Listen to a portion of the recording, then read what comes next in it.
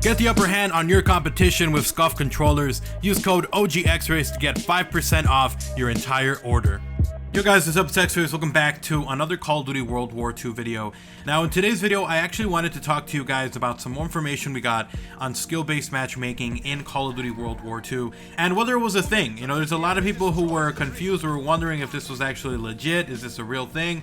Is Michael Condrey lying to us? How come they're not replying to the official statements and the worries that the community has? And well, we did actually get an official reply from Michael Condrey the other day, and he replied to Charlie Intel basically saying that, yo, there is no skill-based matchmaking in Call of Duty World War II, and that the way it works is all ping-based. So if you have the lowest ping possible, it's going to match you up with other people who have very low pings. So the connectivity or the connection is the number one thing. And people just did not agree with this. After he did this, a bunch of people were saying that this was all a lie, that basically saying that there was no way that this was true, and calling out Michael Condrey and saying that he was full of lies and that he was lying.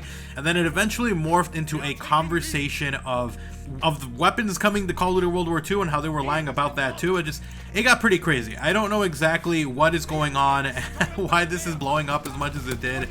Like, I had people actually replying to me saying that we couldn't trust any of these studio heads because David Vonderhaar had said that there was going to be cosmetic only items in Call of Duty Black Ops 3 and that you can't trust any of these developers and that they're lying. And I had to correct some people because, first of all, the cosmetic only portion that people keep talking about wasn't actually an official statement from Treyarch. They actually replied saying that in Call of Duty Black Ops 3 there was going to be cosmetic only paint shop and then also cosmetic only for the variants they could get in the supply drops. They never said there was going to be cosmetic only everything. They said that variants and paint shop items are all going to be cosmetic only. And you guys can even see a tweet here that I posted out that shows proof on both of this. We even had a Charlie Intel article from like 2 years ago that even shows and backs up this statement that said that they said it was going to be cosmetic only for the gunsmith, and that's what they were talking about. So I don't know how it broke down from, you know, skill-based matchmaking that we were talking about over to you can't trust developers and Michael Condrey is lying and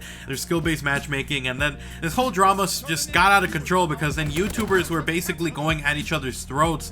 Some of them saying, no, there's no skill-based matchmaking, and then the other one saying, Michael Condrey's lying, there is. So, and even Drifter is going to be making a video where he is doing a bounty, $1,000 to anyone who can put together evidence and data, official data, like not just slap together and saying, hey, you know, look at this proof that they're skill-based, like actual thought out in a spreadsheet proof that there is skill-based matchmaking or proof that there isn't. He's just giving it out, $1,000.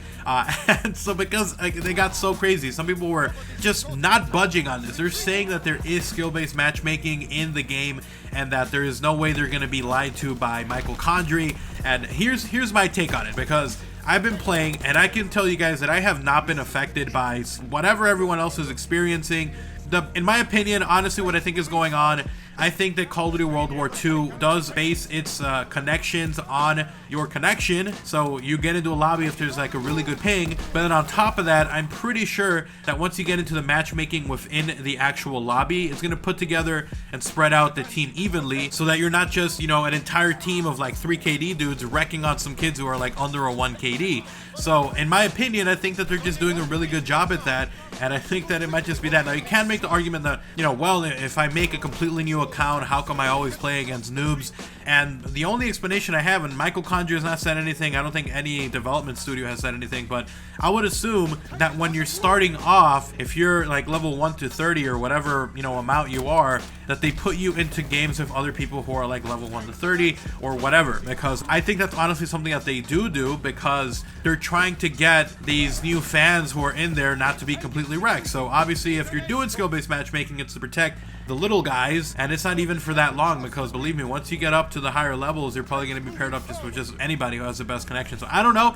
Again, from my own personal experience, I have not been in lobbies that I've been in some lobbies that were super sweaty, obviously, like in some capture the flag lobbies, but most of the time it's a mix. Sometimes I'll do well, sometimes I'll do really good. I never do absolutely terrible unless I'm doing like a challenge or something. So for me personally, I'm speaking from personal experience, haven't had any issues, and I'm inclined to believe Michael Condrey, who's the head of SHGames. He's the studio head, he's a developer, he knows what's going on with his game, and if he says that there is no skill-based matchmaking in there, then I have to kind of lean and agree with that. So let me know what you guys think about that, because again, this blew up. People were talking about this, and then they went over to Call of Duty Black Ops 3. It started with World at War. It started with World War II and somehow made its way to Black Ops 3 and how you can't trust any developers. So I thought it was all pretty funny, and I don't know. I thought it was a pretty interesting day. So hopefully you guys did enjoy the video. If you guys enjoyed the video, guys, do me the huge favor of dropping a like on the video. It does about, it is appreciated.